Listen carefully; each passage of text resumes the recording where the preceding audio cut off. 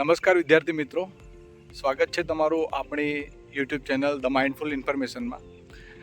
તમને આજરોજ એટલી માહિતી આપવી છે કે સરકારને વિદ્યા સહાયકની ભરતી જે કાયમી ભરતી છે તેમાં રસ નથી, પણ સરકારને એ બાબતે રસ છે કે જ્ઞાન સહાયકની ભરતી કેવી રીતે લાવવી.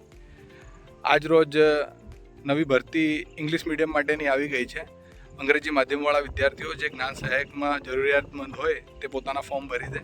ફોર્મ ભરવા માટે મંગળવારના દિવસે ચાલુ થવાના છે. મંગળવાર એટલે કે 4 તારીખે, અને 10 તારીખ ફોર્મ ભરવાની છેલ્લી તારીખ છે.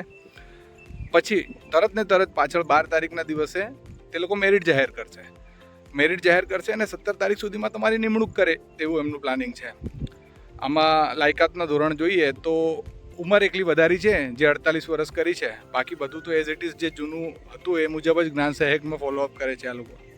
એટલે સરકારને કાયમી ભરતીમાં રસ નથી, પણ જ્ઞાન સહાયકમાં બહુ જ રસ છે. એટલા માટે તેમણે અંગ્રેજી માધ્યમ માટે પણ જ્ઞાન સહાયકની ભરતી કરી છે અને 21,000 રૂપિયા આમાં પગાર ધોરણ રાખેલ છે. તો જેટલા પણ જરૂરિયાતમંદ હોય, જે પણ ભાઈ બહેન હોય, તે પોતાનું ફોર્મ ભરી દે અને 10 તારીખ સુધી છેલ્લા ફોર્મ સ્વીકારવામાં આવશે. ત્યારબાદ સ્વીકારવામાં નહીં આવે અને મંગળવારે 4 તારીખે ફોર્મ ભરવાના ચાલુ થવાના છે.